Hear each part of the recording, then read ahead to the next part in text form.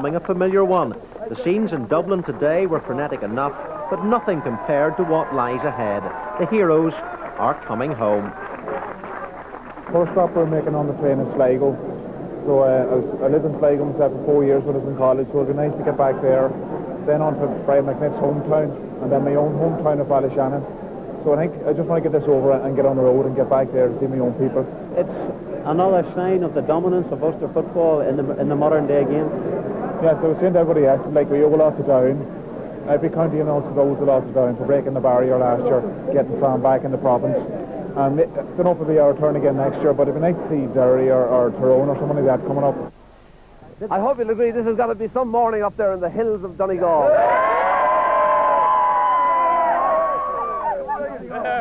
No sore head this morning with Donegal coach and manager Brian McNiff. Brian, how are you feeling the morning after the night before? Feeling very elated, but I'd say the elation will be even greater when we cross the bridge into Donegal, somewhere about 8 o'clock or 8:30 tonight.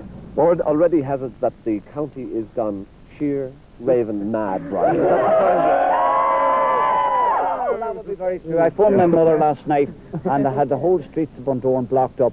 There was no movement of traffic and everyone was out blowing horns. I can imagine what it's going to be like through Bundoran, Ballyshannon, Ballintrae into the Diamond Donegal town. I'm really looking forward to getting home this evening. There's one last question here in Malahide this morning. You've done it in 92. Will you be back in 93? Yeah! Just after 1 o'clock, and it was off to the traditional post-match reception for all the teams in the Burlington. For Donegal's Brian Cunningham and his girlfriend New York Rose Marianne Connaughton, it was still a case of sheer elation. Well, it's something that I'll remember for the rest of the days. It's something that the people of Donegal will remember for forever, probably. And, you know, it's like a dream come true for every Donegal person alive and some dead, probably. And what was the atmosphere like for you? It was unbelievable, especially when Barry came on. It was crazy.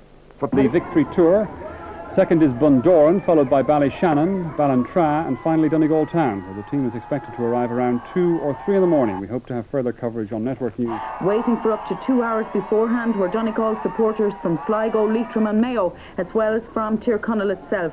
And what they were there to see was Donegal team captain Anthony Malloy carrying out the Sam Maguire Cup with manager Brian McNiff.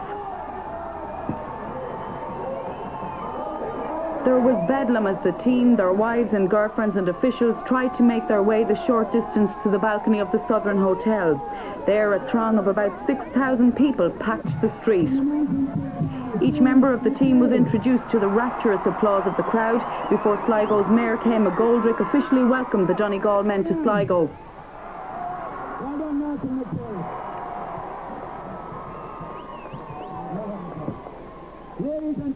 On behalf of the supporters of Sligo, I wish to congratulate you on your wonderful achievement yesterday.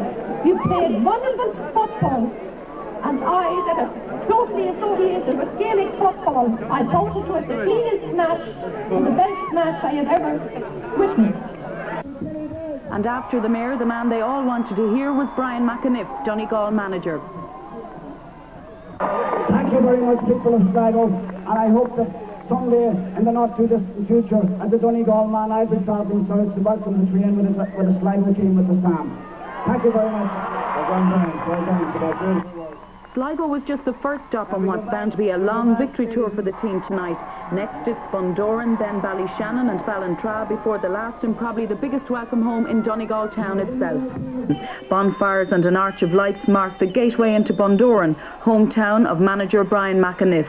Ahead of the team bus was an incredible waving sea of green and gold. The crowd of 10,000 people, many of whom had travelled from the far corners of Donegal, swamped the now famous footballers as they made their way towards a civic reception hosted by Bundoran UDC.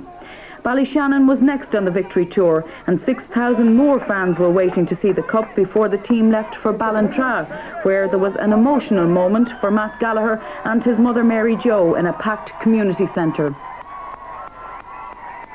By now, timetables were well gone, and it was past 2 in the morning before the team hit the last and the biggest reception of the night, a crowd of 15,000 in the Diamond in Donegal town.